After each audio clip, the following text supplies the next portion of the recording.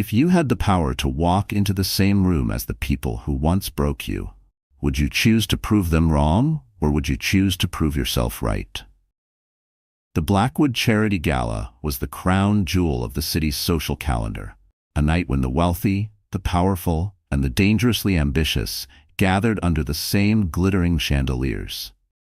The ballroom pulsed with a symphony of crystal clinks, laughter that never reached the eyes, and the low hum of deals being made in whispered tones. To the untrained observer, it was an evening of beauty, luxury, and elegance. But for one man, it was about to turn into a battlefield. Lucien Rao, CEO of Rao Global, strode into the gala as if he owned it.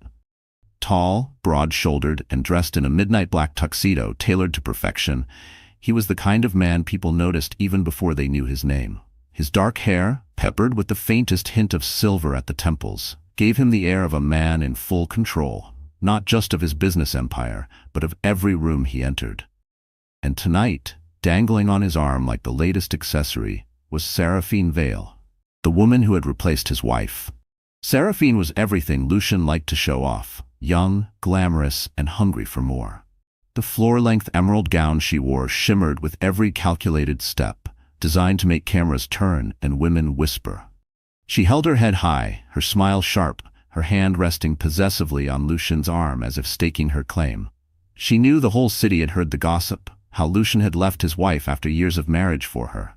She relished it. The photographers swarmed the entrance, bulbs flashing like lightning. "Lucien, over here!" "Seraphine, give us a smile!" "Lucien, when's the wedding?" Lucien grinned for the cameras, answering with the kind of charm that had made him a corporate legend. "One day at a time," he replied smoothly, as if the question amused him. What he didn't know, what he couldn't have known, was that the very room he believed he controlled was about to turn against him. Across town, in a penthouse overlooking the skyline, a woman stood before a full-length mirror. She was slipping into a gown the color of a midnight sky, its hand-stitched crystals catching the light like scattered stars. Her makeup was subtle but flawless, her hair swept into a sleek updo that revealed the graceful line of her neck. Isolde Rao, Lucien's ex-wife, had not planned on coming tonight. In fact, for the past year, she had avoided every event where her ex-husband might appear. The divorce had been brutal, not just emotionally, but in the way Lucien had controlled the narrative. In the papers, on social media, in their shared circles, he had painted her as the quiet, fragile wife who couldn't keep up with his world. A sad but amicable split, he'd called it. He never mentioned the truth, the betrayals, the humiliation, the years she had sacrificed to help him build his empire. When the gala invitation had arrived, she had almost thrown it away. But her therapist's words echoed in her mind. "You can't stay in the cage, Isolde. Even if the door is open and the cage is gilded." So tonight, she would step out. Not to reclaim Lucien, God no, but to reclaim herself. She took one last look in the mirror. Gone was the woman who had once dressed to match her husband's tastes, who had softened her opinions to keep the peace, who had faded into the background so he could shine. In her place stood someone new, someone dangerous in her calm. The chauffeur was waiting when she descended to the lobby. As the limousine glided through the city streets, she watched the lights blur by. She felt the weight of the past year, the silence of her empty apartment, the hard work of rebuilding herself, the sting of seeing Lucien parade Seraphine in the gossip columns. But tonight was not about the past. Tonight was about making sure he saw exactly what he had thrown away. Back at the gala, Lucien was working the room like a king surveying his court. Investors, socialites, and politicians leaned in as he spoke, hanging on his every word. Seraphine laughed at all the right moments, touched his arm just enough to send the message, "Key's mine." But then, like a shift in the air before a storm, the murmurs began. Heads turned toward the grand entrance. Cameras clicked, this time with a different kind of urgency. And there she was. Isolde Rao stepped into the ballroom as though she'd been born to command it. The midnight gown flowed around her like liquid night, each movement catching the light. Her eyes, cool and clear, scanned the room without flinching. The chatter faltered. People moved aside as if instinctively making a path for her. Lucien's hand froze on his champagne flute. His smile faltered. Seraphine's grip on his arm tightened. Every instinct told Isolde to look away, to pretend she hadn't noticed him. But instead, she let her gaze find his. She didn't smile. She didn't frown. She simply looked at him as though he were nothing more than a stranger at a party. And in that single, deliberate act, she took back all the power he had stolen from her. The man who thought he'd erased her was about to learn she was unforgettable. To understand the weight of the moment Isolde Rahl walked into that ballroom, you have to know who she was before the divorce. Born Isolde Bennett in a quiet coastal town in Maine, she had grown up far from the flash and noise of big city life. Her father was a literature professor, her mother a piano teacher. Money was always tight, but the Bennett household was rich in books, music, and long walks along the cliffs. Isolde grew up believing that kindness was a currency more valuable than gold, and that hard work could build a life worth living.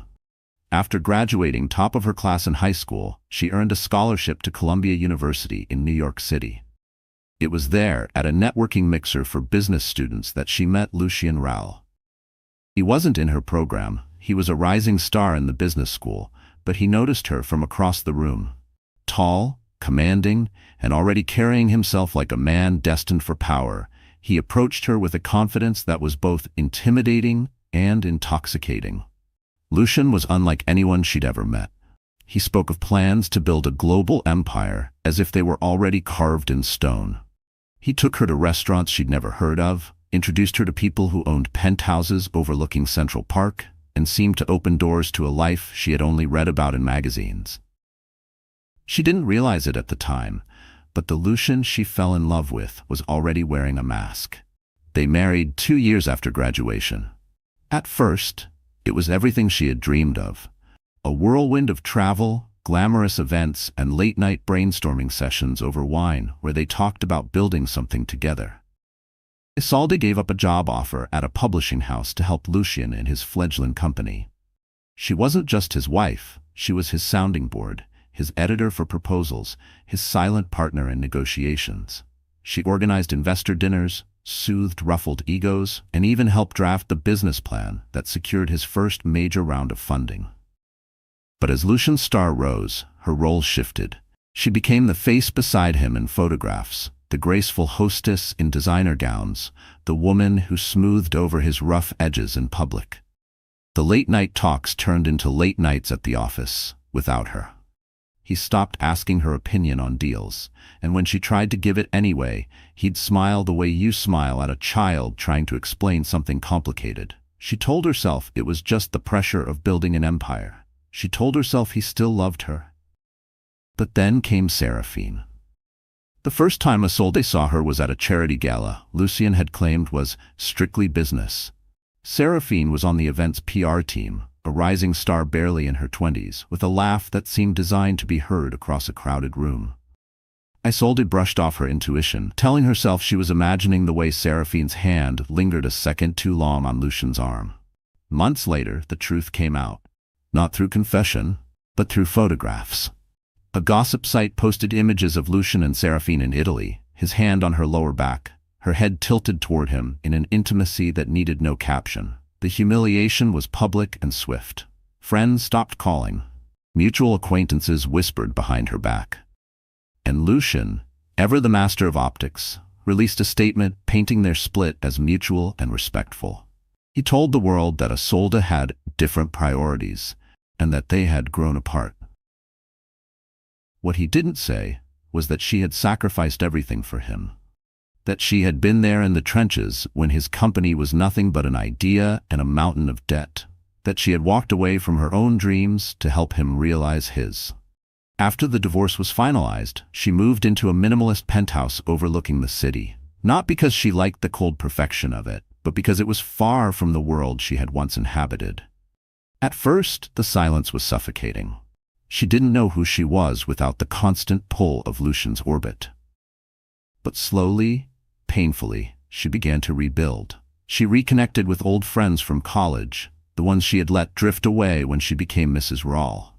She began consulting for startups, using the skills she had honed in Lucien's shadow to help other entrepreneurs avoid the traps she'd once fallen into. And she started therapy. A decision that felt indulgent at first, but soon became a lifeline. Dr. Marlowe, her therapist, was the one who pushed her to reclaim parts of herself she had abandoned. "You're not just the woman he left," she said one afternoon. "You are the woman who can walk into any room and make people stop talking. You've just forgotten how." So when the invitation to the Blackwood Charity Gala arrived, Isolde hesitated. It was the kind of event she had once attended automatically, a fixture on her calendar. But now it represented a battlefield. She knew Lucien would be there. She knew Seraphine would be there. And she knew the city's social elite would be watching. For a week, she debated. Part of her wanted to throw the invitation away and avoid the pain of seeing him again. But another part, the part she was learning to listen to, wanted to walk into that ballroom and prove to herself more than anyone that she was no longer the woman he had left behind. The day of the gala, she visited a designer she'd once worked with during her marriage. Together, they chose a gown unlike anything she had worn before. Dark, bold, and unapologetically stunning. She paired it with simple diamond earrings, the only piece of jewelry she had kept from her marriage. As she stood in front of the mirror that evening, she barely recognized herself. Not because she looked different, but because she felt different. Stronger. Sharper. The limousine ride to the venue was quiet. She didn't need a date. She didn't need an entourage. She needed only herself. When she stepped out onto the red carpet, she felt the familiar assault of flashing cameras. Only this time, she didn't flinch. She held her head high, letting the light catch the crystals on her gown. She didn't smile for the photographers, didn't pose for effect. She simply walked, calm, composed, and unshakable. Inside, the air buzzed with the usual cocktail of perfume, ambition, and unspoken rivalries. And then, just as she knew it would happen, the crowd began to shift. Lucien was there, his hand on Seraphine's waist, laughing as though the world belonged to him. He didn't see her at first. But when he did, the smile faltered. His hand slipped slightly from Seraphine's side. Isolde's gaze met his across the room. And in that moment, without a single word, she let him know, "You didn't break me. You freed me." And that was the moment the balance of power shifted. The Blackwood Charity Gala was a study in opulence. It was held at the Blackwood Grand, a hotel that looked more like a palace than a place of business. The ballroom stretched across an entire floor, its ceiling painted with gold leaf constellations that seemed to glow in the warm light of 1,000 crystal chandeliers.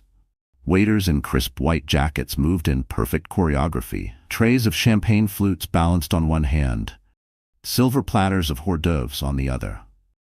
The air was rich with the scent of roses and lilies, imported from Holland just for the night. A string quartet played near the marble staircase, their music weaving a delicate thread through the conversations and clinking glasses.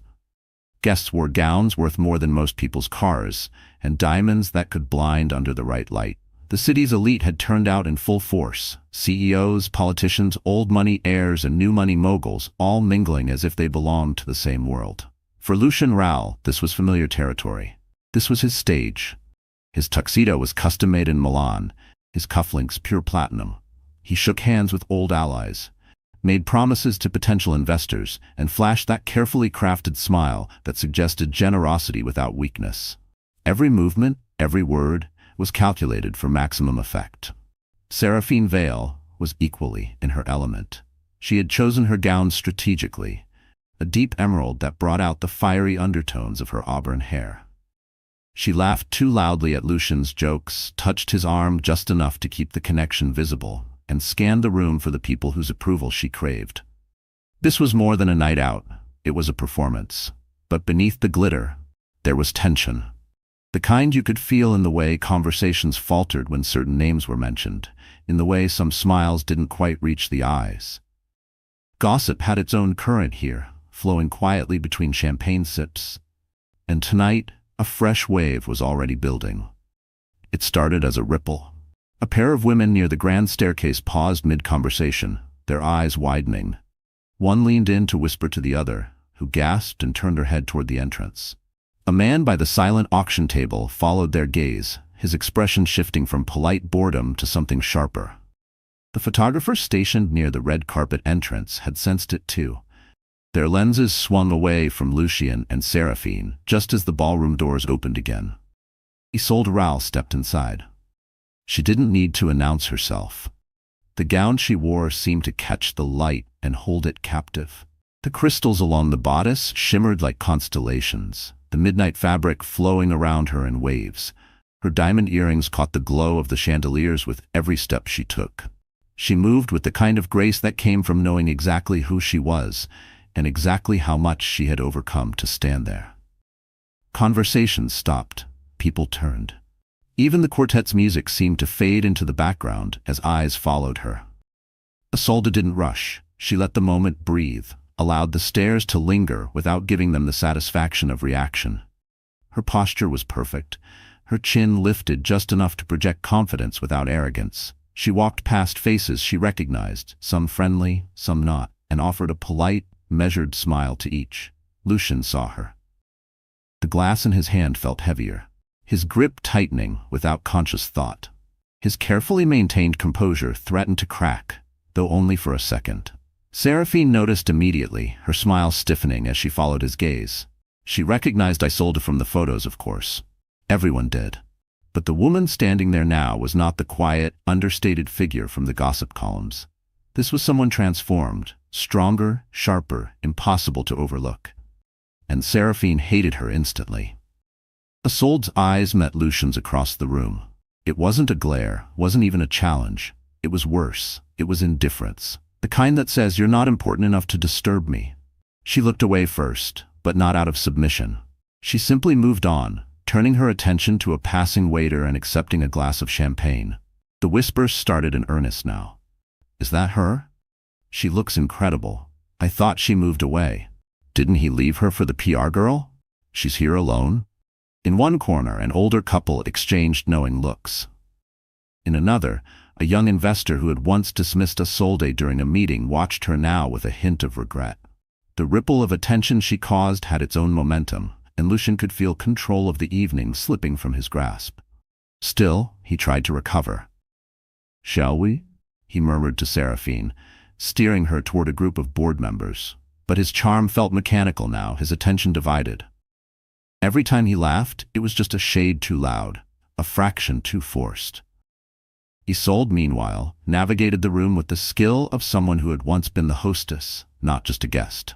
She greeted the charity's founder warmly, accepted compliments on her gown with a gracious nod, and engaged in small talk that revealed just enough without ever slipping into vulnerability. She was playing her own game, and she was winning.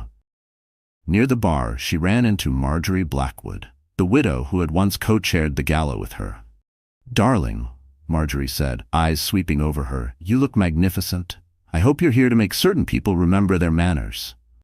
Isolde smiled faintly. Something like that. They clinked glasses. Somewhere behind her, she could hear Lucien's voice, lower now, tighter, as he introduced Seraphine to a group who seemed far more interested in watching Isolde. She didn't need to turn around to know he was watching her. She could feel it, the way you can feel the sun on your back even through clouds. And then came the first direct approach. James Litton, a venture capitalist who had always been more interested in his own reflection than anyone else's, made his way to her side. "Isolde," he said warmly, "I hardly recognized you. New look?" She sipped her champagne unbothered. "Not new, just not hidden anymore." James raised an eyebrow, intrigued. "Well, whatever it is, it's working. People can't stop staring." She let the corner of her mouth curve upward. "Good. Let them look." Across the room, Seraphine's nails dug into Lucian's arm. "Why is everyone talking to her?" she hissed under her breath. Lucian didn't answer. He couldn't, because for the first time in a long time, he realized something unsettling. He wasn't the center of attention anymore. And deep down, he knew. The real show had just begun. Lucian Rowell had always considered himself a strategist, not just in business, but in every area of his life. To him, people were like assets, each with their own value, their own utility. He had learned early in his career that charm was just as important as capital. When he met someone new, he didn't just shake their hand. He calculated their worth, assessed how they could fit into his plans. That was how he'd first approached Isolde all those years ago. She had been more than a partner. She'd been an investment. Intelligent, poised, socially adept, she could smooth his rough edges in public, elevate his image, and handle the social intricacies he didn't have time for. For years, she played her role perfectly. But as his empire grew, so did his ego. And eventually he decided that the asset he'd once valued had reached the end of its usefulness. Enter Seraphine Vale. She was nothing like Isolde, at least on the surface.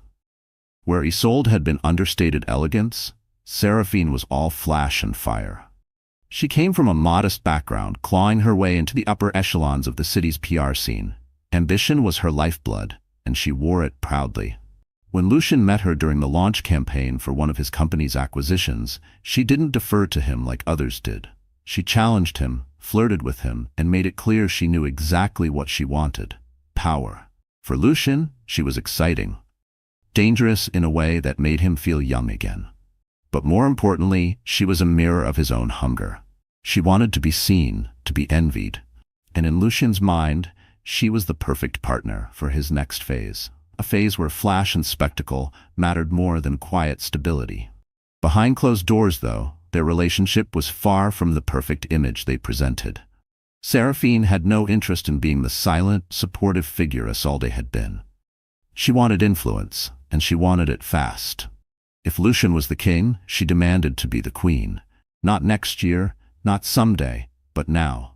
In the weeks leading up to the Blackwood Gala, they'd had more than one argument about their public image. Seraphine wanted an official announcement, an engagement, preferably, that would cement her position. Lucien, ever the tactician, preferred to let the gossip swirl without committing. "Mystery sells," he told her. "We keep them guessing. We keep the spotlight." Seraphine didn't like waiting. And she liked it even less when Lucien's attention wavered. She had noticed it in small ways, the way he sometimes went silent when her name appeared in the gossip columns without him, the way his eyes seemed distant when she spoke about her plans for the future. She knew she was still in a proving phase, and she hated it. Tonight was supposed to be a victory lap for both of them. The gala was one of the most photographed events of the year, and arriving together in full view of the press would send exactly the message she wanted. We are the power couple now. For the first hour, everything had gone according to plan. They'd posed for the cameras, worked the room, and drawn their share of admiring glances. Seraphine was basking in it, until Isolde walked in. The moment Lucien's attention shifted, Seraphine felt it like a cold draft under a closed door. His hand loosened on her waist. His expression hardened, not in anger, but in something worse: focus. She had never seen him look at another woman like that, not even at her in those early intoxicating weeks. She followed his gaze and saw her, the ex-wife. And instantly, Seraphine understood why the air had changed in the room. Isolde wasn't just beautiful tonight, she was dangerous. The kind of dangerous that didn't have to shout to be heard. The kind that could walk into a room and rearrange the social order without saying a word. Seraphine's stomach tightened. She had built her place beside Lucien on the assumption that Isolde was gone, forgotten, diminished, irrelevant. But the woman gliding through the gala now looked anything but forgotten. Lucien, meanwhile, was having a different kind of reaction. He told himself he was just surprised to see her. He told himself it was irritation. How dare she show up here in his world looking like that? But beneath the irritation, there was something he didn't want to name. It wasn't longing, exactly. It was awareness. A reminder of the nights they had once owned rooms like this together. The unspoken rhythm between them as they moved through a crowd, complementing each other effortlessly. He hadn't realized until now how much he'd taken that for granted. Seraphine sensed it all, and it lit a spark of fury in her chest. She would not be overshadowed, not by the woman who had been discarded, not by anyone. She leaned in closer to Lucien, her voice low but sharp. "Are you going to keep staring, or are we going to remind these people why we're here?" Lucien straightened, forcing his attention back to the present. "We're here for the charity, Seraphine. Let's make the rounds." But as they moved through the room, he couldn't stop himself from glancing toward Isolde, and every time he did, he caught someone else already watching her. It was infuriating. Seraphine, determined to reclaim the spotlight, turned up performance. She laughed louder, touched Lucien more often, and made a point of introducing herself to every high-profile guest they passed. But the more she tried, the more obvious it became. The conversation had shifted. People weren't asking about Lucien's latest acquisition or Seraphine's upcoming projects. They were asking, "Is that your ex-wife? When did she get back into town? She looks incredible." The cracks in their united front began to show. Lucien's responses grew curt. Seraphine's smile became tighter. They were still arm in arm, but anyone watching closely could see the tension building. Finally, near the silent auction table, Seraphine couldn't hold back.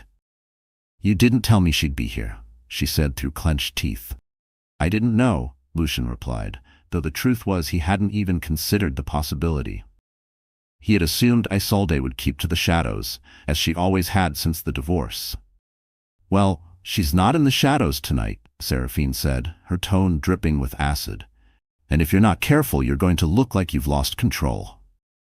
Lucien didn't respond right away, because deep down, a part of him wondered if she was right.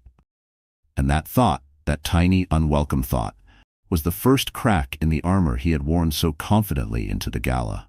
What neither of them knew was that Isolde wasn't just here to be seen. She was here with a plan. The silent tension that had been building since Isolde walked into the ballroom was about to break. For nearly an hour, Lucien and Seraphine tried to reassert their dominance over the room. They smiled for cameras, exchanged air kisses with the city's power players, and kept themselves surrounded by chatter. But no matter where they stood, the magnetic pull of Isolde's presence was impossible to ignore. She was like a slow-moving comet, drawing eyes and quiet murmurs wherever she passed. Lucien's patience frayed when he noticed the chairman of the Blackwood Foundation, one of his most valuable allies, laughing with Isolde near the champagne fountain. The man wasn't just talking to her. He was leaning in, clearly captivated. Worse, Isolde looked entirely at ease, her hand lightly resting on the chairman's forearm as she spoke.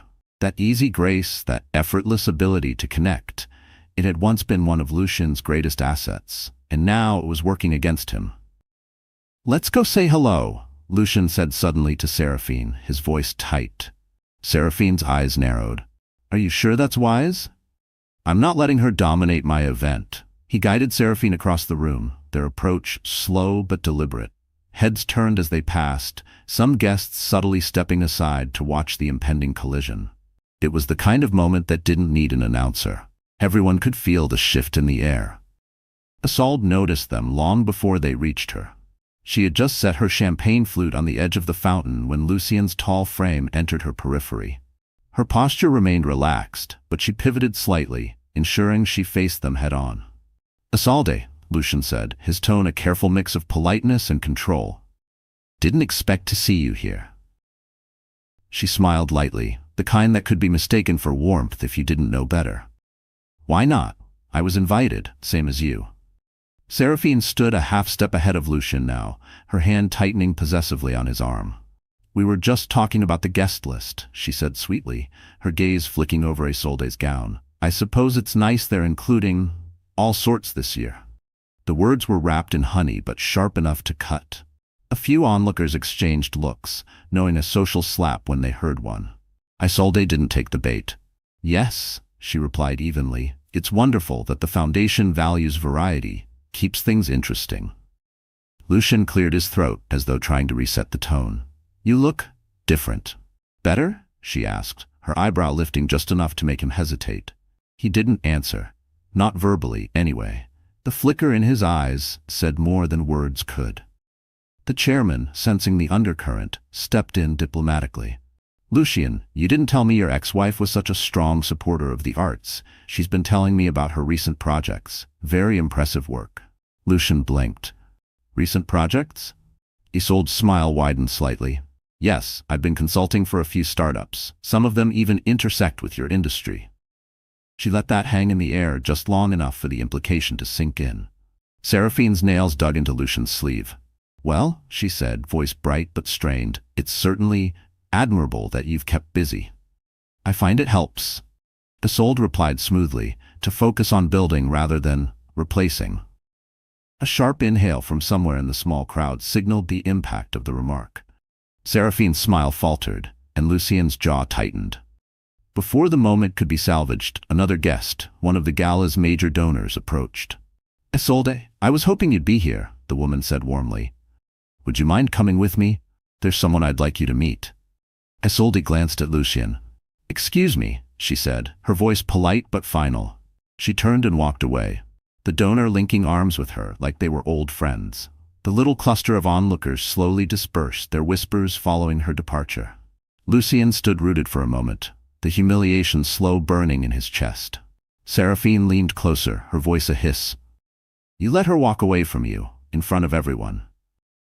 "This isn't over," Lucien said quietly, his eyes tracking Isolde across the room.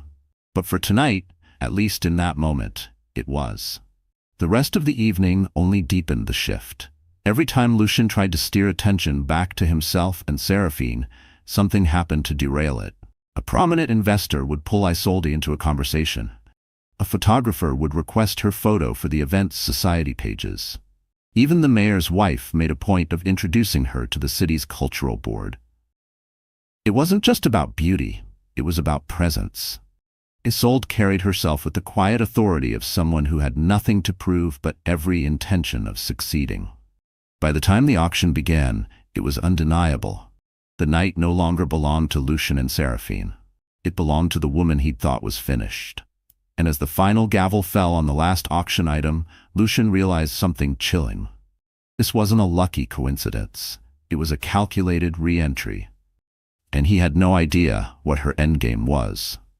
The applause from the final auction items still echoed faintly as Isolde slipped out of the main ballroom. She had smiled, shaken hands, and navigated the social currents like a seasoned diplomat, but every polished exchange had taken a toll. Now, in the quiet of the marble corridor outside the gala, she finally let her breath out. Her heels clicked softly against the floor as she walked toward the powder room, the muffled music behind her fading into silence. Inside, the lighting was warm but unforgiving, casting sharp reflections in the mirrors. She stepped up to the sink, placed both hands on the cool marble countertop, and stared at her own reflection. From the outside, she was flawless, the gown perfect, the makeup untouched, the expression calm. But beneath the surface, her heart was pounding. Not because she'd seen Lucien again, not exactly. It was because standing in front of him, seeing that flicker of recognition and discomfort in his eyes, had dredged up 1,000 memories she'd worked so hard to bury. The first time they'd walked into a gala together. The way his hand had rested at the small of her back, protective and proud. The nights they'd planned the future over candlelight. And then, the betrayals, the coldness, the public humiliation. Her grip on the marble tightened. "You came here for a reason," she reminded herself. "Don't let the ghosts drag you under." The powder room door creaked open. In the mirror, Isolde saw a flash of emerald silk. Seraphine. She moved with deliberate slowness, her heels clicking like a metronome on the tile. She stopped a few feet away, leaning casually against the wall, her reflection meeting Isolde's in the mirror. "Enjoying yourself?" Seraphine asked, her tone light but edged. Isolde didn't flinch. "I am, actually. It's been a productive evening." Seraphine's smile didn't reach her eyes. "Productive how? Catching up with old acquaintances? Flirting with men who used to be your circle?" Isolde turned then, facing her fully. "You seem awfully concerned for someone who supposedly replaced me." The remark hit its mark. Seraphine's jaw tightened, but she kept her voice even. "I just think it's interesting that you'd show up here, after everything. Almost like you're trying to make a point." "Maybe I am," Isolde said quietly. "Or maybe I just wanted to see how small this world feels when you step out of it for a while." They locked eyes, the air between them charged. Then Seraphine pushed off the wall and stepped closer, her perfume sharp in the air. "Let me give you some advice," she said softly, so only Isolde could hear. "If you think you can walk back into this circle and take the spotlight, you're going to be disappointed. This isn't your stage anymore, it's mine." Isolde's lips curved into the faintest smile. "Spotlights move, Seraphine. All it takes is one stronger light." Seraphine's eyes narrowed. Without another word, she turned and walked out, the door swinging shut behind her. Isolde stood still for a moment, letting the silence return. She didn't feel shaken exactly, but the encounter had left her with a familiar ache, the same one she'd felt when she first learned of Lucien's betrayal. A reminder that no matter how composed she appeared, the scars were still there. She left the powder room, But instead of returning to the main ballroom, she took the side hallway that led to the terrace. The cool night air wrapped around her as she stepped outside. The city spread out below in a sea of glittering lights. For a moment, she allowed herself to feel the weight of it all. The years lost, the love squandered, the humiliation endured. Her chest tightened, and she pressed a hand there, grounding herself. Behind her, the terrace door opened again. Lucian. He stepped out, closing the door quietly behind him. "You've always hated these things," he said, his voice softer than it had been all night. She didn't turn. "And yet, here we are." He moved to stand beside her, leaving a careful distance between them. "You've changed," he said after a pause. "People do," she replied, "especially when they've been given a reason." Lucian exhaled, his gaze fixed on the skyline. "I didn't expect this. You, like this." "That's because you never saw me," she said, finally turning to meet his eyes. "You saw what I could do for you, not who I was." The words hung between them, heavier than the city air. Before he could respond, the terrace door opened again. Seraphine's voice cut through the tension. "Lucian, the auction results are being announced." Her eyes flicked between them, assessing. Lucian hesitated. For a brief moment, it looked like he might stay. But then he nodded, stepping away from the railing. "Enjoy your night, Isolde." She watched them leave together, the emerald gown disappearing into the glow of the ballroom. Alone again, Isolde let out a slow breath. The tremor in her hands annoyed her. She had promised herself she wouldn't let him get under her skin, and yet here she was, fighting to steady her pulse. For the first time all evening, doubt crept in. Was she really as in control as she wanted to believe? Or had she walked straight into a game he still knew how to play better than anyone? Inside the ballroom, Lucian and Seraphine moved like a united front, but behind their practiced smiles, a different conversation unfolded. "She's here for a reason," Seraphine whispered as they made their way toward the stage. "I know," Lucian said. "And you're going to find out what it is," she pressed. "I will," he promised, though he wasn't entirely sure how. Seraphine's eyes glinted. "Good, because if you don't, I will." The Blackwood Gala was winding into its later hours, but the energy in the ballroom hadn't faded. The auction winners were being congratulated. Waiters carried out silver trays of espresso and petit fours, and the string quartet transitioned into a livelier set. Isolde had returned from the terrace, her composure restored, her mind sharper than it had been all evening. The confrontation with Seraphine and the quiet, loaded exchange with Lucian had done more than stir old wounds. It had crystallized her resolve. She hadn't come to the gala just to be seen. She had come to start something. Near the far side of the ballroom, a man waved to her. Crisp navy suit, salt and pepper hair, the easy confidence of someone used to making billion-dollar decisions. Nathan Cross, CEO of Crosstech Industries. They had met 6 months earlier at a private networking dinner, long after Isolde's divorce. Nathan had been impressed by her business acumen, not realizing until later that she was the Isolde Raoul. Tonight, he was more than just a friendly acquaintance. He was a critical piece of her plan. "Isolde," he greeted warmly, taking her hand. "I didn't know you were back in the city." "Just recently," she replied. "And you?" "Busy as ever. But I've been meaning to follow up on our last conversation. The joint venture idea, have you given it more thought?" Her lips curved. "I have. In fact, I think now might be the perfect time." Nathan's eyes lit with interest. "I'll set up a meeting. We can go over the numbers, maybe next week?" "Why wait?" she said, tilting her head toward the charity's private lounge just off the ballroom. "We could talk now. A few minutes, nothing formal." He hesitated only briefly before nodding.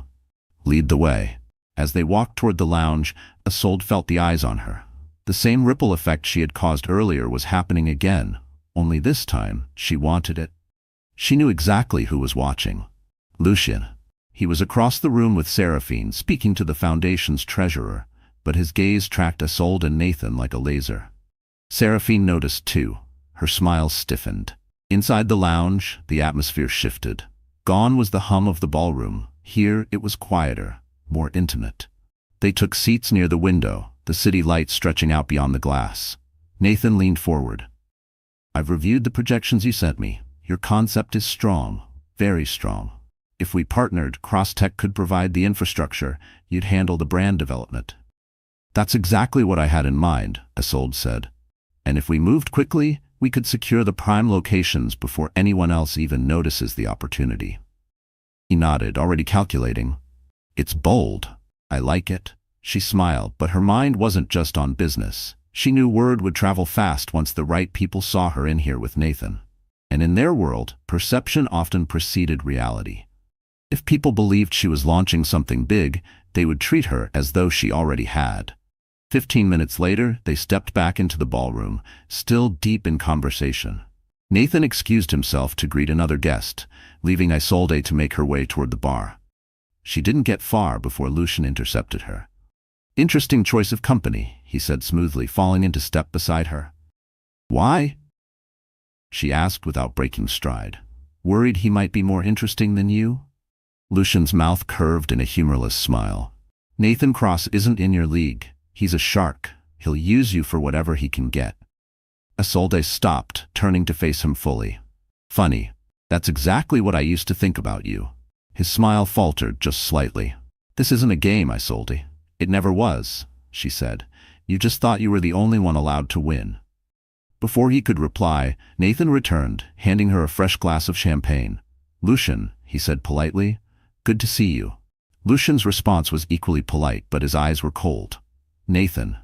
As Nathan moved on, Isolde looked back at Lucian. Enjoy the rest of your night. She left him standing there, the glass in his hand untouched. Across the room, Seraphine watched the entire exchange. She crossed to Lucian, her tone sharp.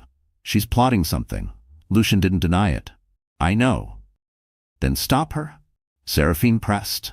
His gaze followed Isolde as she rejoined a small circle of guests, her laughter easy, her confidence unshaken. Not yet, he said finally. I want to see what she's building first. For the rest of the evening, the social tide continued to shift. Isolde was no longer just the unexpected ex-wife in the room. She was a player. Conversations hushed when she passed, not out of curiosity now, but out of calculation.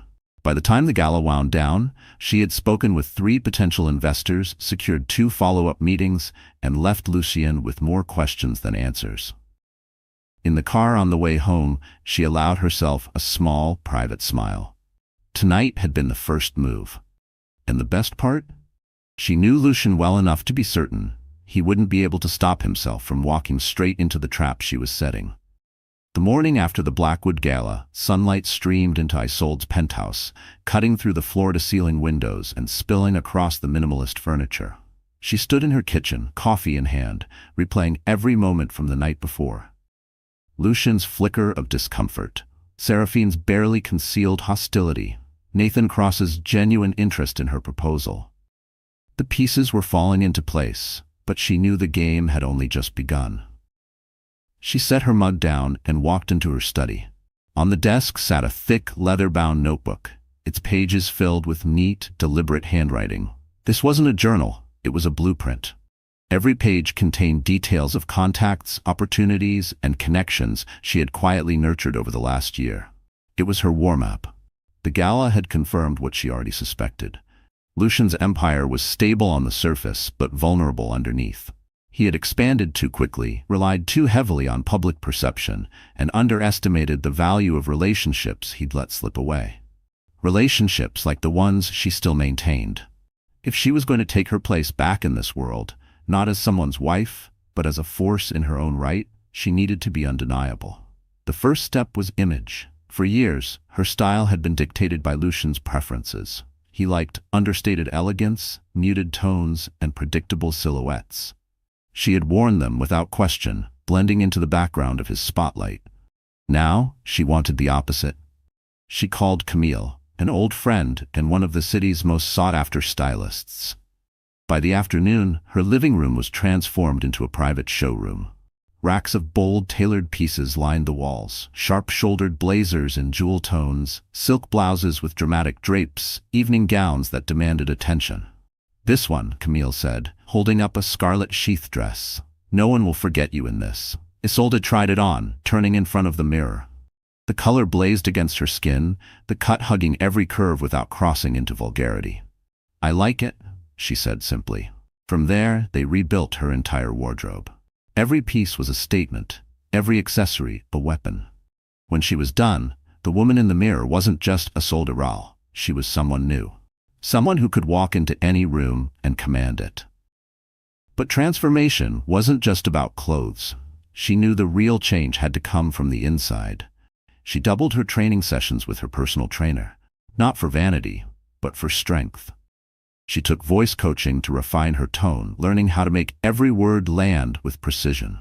She revisited her notes from years of shadowing Lucien in business meetings, sharpening her negotiation skills. And she kept building her network. In the weeks following the gala, she met with Nathan Cross twice, each time bringing more concrete details for their potential venture. She reconnected with old acquaintances who had drifted after her divorce, not with apologies but with value, introducing them to opportunities, making herself useful again. People remembered generosity. They also remembered loyalty.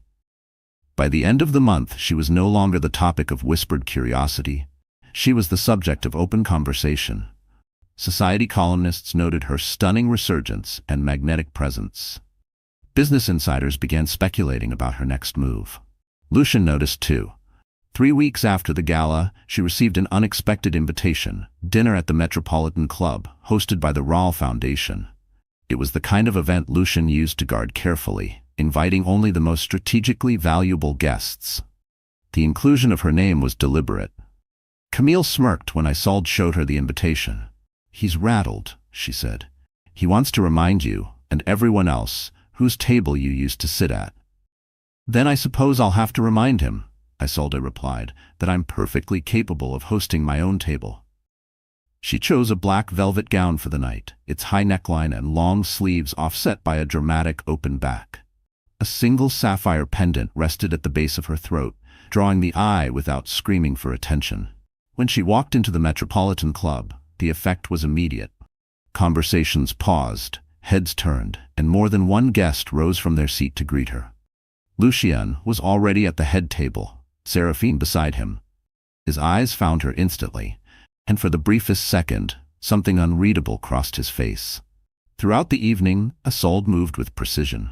She spoke with key donors, complimented their recent projects, and dropped subtle hints about her upcoming collaboration with Nathan Cross, just enough to pique interest without revealing details. She knew the whispers would reach Lucien before the night was over, and they did. By dessert, he was at her side, his smile pleasant but his voice low. "You're making waves." "That's the idea," she said. He studied her for a moment. "This venture with Cross, what's your angle?" She met his gaze without flinching. "You'll see." The next morning, the society pages carried photos of her at the dinner, alongside captions speculating about her mysterious business comeback. Her phone buzzed with messages from people she hadn't heard from in years, each one eager to catch up. She allowed herself a moment to savor it. This was no longer about survival. It was about dominance. And she was just getting started, because the next move would be public and impossible for Lucien or Seraphine to ignore. The invitation was embossed in silver, the kind that spoke of money without saying it out loud, the Midtown Innovators Summit and Charity Gala. It was one of the city's biggest events for the business elite, part networking, part performance, part bragging rights. Lucien Ral was on the headline panel that year, scheduled to deliver the keynote address about the future of corporate synergy. Seraphine was set to accompany him, her gown and her presence carefully chosen to reinforce the image of a united power couple. But this year, there was an unspoken undercurrent of anticipation. Ever since the Blackwood Gala, Isolde's name had been on everyone's lips. Rumors about her new business venture swirled in hushed tones, rumors that, by design, she had neither confirmed nor denied. Now, for the first time since her marriage ended, she would be attending the same high-profile event as Lucien, not as his guest, but as an independent invitee. When she arrived, the press swarmed, not around Lucien, but around her. She wore the scarlet sheath dress Camille had saved for a night like this, paired with diamond drop earrings that caught every camera flash. "Isolde, is it true you're launching a new company?" one reporter called out. She smiled smoothly. "You'll hear all about it soon." Inside, the ballroom was a sea of designer gowns and tuxedos. The scent of orchids hung in the air, the music soft enough not to interfere with business talk. Isolde made her way through the crowd with practiced ease, exchanging pleasantries, planting small conversational seeds she knew would sprout into speculation by the end of the night. The keynote was scheduled just after the first course. Guests took their seats at the long banquet tables as the event host stepped up to the microphone. "Please welcome to the stage, Lucien Rall." Polite applause filled the room as Lucien took the podium, his smile confident, his suit flawless. He launched into his speech, weaving corporate jargon with just enough humor to keep the audience engaged. He was in his element until he reached the section about emerging market collaborations. "And that's why," he said, "I believe the future lies in strategic partnerships with visionaries who—" The ballroom doors opened. Isolde walked in, not late enough to be rude, but late enough to make every head turn. She didn't hurry to her table. She moved at an unhurried pace, acknowledging a few guests as she passed, each interaction stealing another sliver of attention from Lucien. He cleared his throat, pressing on with his speech, but the energy had shifted. When she finally took her seat, at a table near the front, beside Nathan Cross, the whispers began in earnest. By the time Lucien wrapped up, the room's focus had already drifted. The applause felt polite rather than electric. The host returned to the microphone. "And now a very special announcement from one of our distinguished guests, Isolde Rall."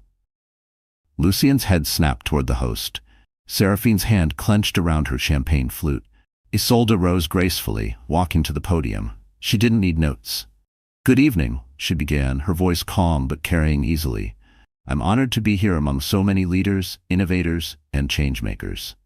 Tonight, I'm proud to share that I am launching Aurora Strategies, a consultancy dedicated to building partnerships between technology startups and global markets. Our first major collaboration will be with Crosstech Industries, led by my esteemed friend, Nathan Cross." A murmur swept the room. Nathan stood briefly, offering a nod that confirmed her words. "This venture," Isolde continued, "is about more than business. It's about resilience, reinvention, and the belief that the end of one chapter can be the beginning of something far greater." Her gaze drifted, just for a moment, toward Lucien. "I know what it means to rebuild," she said, her tone warm but edged. "And I know that when you stand in your own power, no one, not even those who once underestimated you, can take it away." The applause was thunderous. Cameras flashed. Several guests stood to shake her hand before she even left the stage. At their table, Lucien's jaw was tight. Seraphine leaned in, her voice low but venomous. "She just hijacked your event." He didn't answer, because she was right. For the rest of the evening, the spotlight never left Isolde. Investors approached her with interest. Journalists begged for interviews. Even a few of Lucien's own allies drifted to her side of the room. At one point, as she was speaking with a group of venture capitalists, Lucien approached. "Congratulations," he said, his smile tight. "Thank you," she replied smoothly. "It's just the beginning." "I hope you know what you're getting into," he said quietly. She met his eyes. "I know exactly what I'm getting into. Do you?" Before he could answer, Nathan joined them, sliding an arm around Isolde's waist in a gesture that was both protective and proprietary. "We have that media interview, remember?" "Of course," Isolde said, letting Nathan guide her away. Lucien stood there, the room buzzing around him, the realization sinking in that this was no longer his narrative to control. And Seraphine, watching from a distance, felt the first real pang of fear. Because she could see it now, clear as day. This wasn't just a comeback. This was a takeover. 2 months after the Midtown Innovators Summit, the city's social and business landscape looked very different. Aurora Strategies had launched with a splash. Articles in Forbes and the Wall Street Journal praised the company's bold vision and rapid execution. The partnership with Crosstech was already showing results. 3 startups had signed multi-million-dollar contracts through Isolde's network. Her calendar was packed with meetings, interviews, and speaking engagements. For the first time in years, she wasn't moving in Lucien's shadow. She was creating her own. And Lucien felt it. His empire, while still formidable, had started showing cracks. 2 of his longtime investors quietly pulled funding for an expansion project, citing shifting market priorities. But Isolde knew the truth. They'd shifted toward her. Even Seraphine had begun to show signs of strain. The gossip pages hinted at tensions between them. She was photographed leaving a charity luncheon alone, her expression tight, her once flawless PR sheen slipping. The final blow came in the form of an invitation. The Global Business Excellence Awards, an international gala honoring achievements in leadership and innovation, was to be held at the Grand Regent Hotel. Isolde had been nominated for Visionary Entrepreneur of the Year, a category Lucien had once assumed was his to dominate. The night of the awards, the ballroom glittered with crystal chandeliers and the world's elite. Cameras lined the entrance. Lucien arrived first with Seraphine, dressed to perfection, but walking with the stiffness of someone preparing for a fight. When Isolde's car pulled up, the flashbulbs erupted. She stepped out in a midnight blue gown with a sweeping cape that caught the light like liquid sapphire. Nathan Cross accompanied her, but the way she carried herself made it clear she was the star tonight. Inside, the seating chart placed them just 2 tables apart. The tension was thick enough to taste. Dinner passed with polite conversation and subtle glances across the room. Then, the awards began. When the Visionary Entrepreneur category was announced, the host's voice rang out, and the award goes to Isolde Raal, founder of Aurora Strategies. The applause was deafening. Isolde rose gracefully, her cape trailing behind her as she walked to the stage. She accepted the Crystal Award with a smile, then stepped up to the microphone. "Thank you," she began, her voice steady. "This award means more to me than I can say, not just because of the recognition, but because of the journey it represents. A year ago, I was standing on the sidelines of my own life. Tonight, I stand here because I chose to take it back." She paused, scanning the room, her gaze lingering for a moment on Lucien and Seraphine. "I want to say something to anyone who's ever been told they're replaceable, or that their worth is tied to someone else's approval. You are not defined by who walks away from you. You are defined by who you choose to become after they do." A murmur of agreement rippled through the crowd. She continued, "Sometimes the end of a story isn't a tragedy, it's the prologue to a much greater one. So to anyone standing where I once stood, wondering if you can rise again, know this: you can. And when you do, you will be stronger than they ever imagined." She ended with a simple, confident nod. The standing ovation that followed wasn't just for her business success, it was for the strength she embodied. As she returned to her seat, Lucien's expression was unreadable. Seraphine's was not. Her tightly pressed lips told the whole story. Later that evening, as the crowd mingled, Lucien approached her. "Congratulations," he said quietly. "Thank you," she replied, her tone polite but distant. "I underestimated you," he admitted. "Yes," she said, meeting his gaze evenly. "You did, and that was your mistake, not mine." For a moment, something like regret flickered in his eyes. But Isolde had no interest in deciphering it. She had her future to focus on, and it didn't include him. Nathan joined her then, offering her a glass of champagne. "To new beginnings," he said. She clinked her glass against his. "And to never letting anyone else write our endings." As the night wore on, the ballroom's attention remained on her. People wanted to speak with her, to be associated with her, to hear her story. She had become exactly what she'd promised herself she would be, undeniable. And somewhere in the corner, Lucien and Seraphine stood together, looking out over a room that was no longer theirs to command. By the time she left the Grand Regent, award in hand, the cool night air felt different, brighter, freer. The city stretched out before her, full of possibilities she'd once thought were lost. She didn't look back, because the truth was, she wasn't returning to anything. She was moving forward, and the world was finally moving with her. So the story has ended, my wonderful friends. Are you still here with me until now? If you are, then I know something in this journey has touched your heart in a way only you can understand. Maybe you saw yourself in Isolde's quiet pain, in the way she had to pick herself up when life felt like it had been shattered. Or maybe you felt the power of her transformation, the moment she realized she didn't have to stay where she was broken, that she could walk forward and build something greater. Life has a way of testing us, sometimes in cruel and unexpected ways. People we trust may turn away. Doors we thought were open forever may slam shut. But as the old heterodox saying goes, the wound is where the light enters you. What breaks you can also be the very thing that shows you your strength. Isolde's story reminds us that revenge isn't always about hurting someone back. It's about reclaiming the parts of yourself you gave away. It's about walking into a room without fear, not because you've forgotten the pain, but because you've outgrown it. And maybe, just maybe, your greatest victory will be when you no longer need their approval, their apology, or their permission to live fully. So if you're standing at the edge of your own ending, remember, this might not be the end at all. This could be the start of your greatest chapter. Stand tall, speak your truth, wear the colors that make you feel alive. Build something so strong that even the people who doubted you have no choice but to see. If this story stirred something inside you, if it reminded you of your own resilience, then please, like this video, share it with someone who needs to hear it, and subscribe so you don't miss the next story that might just be the spark you need.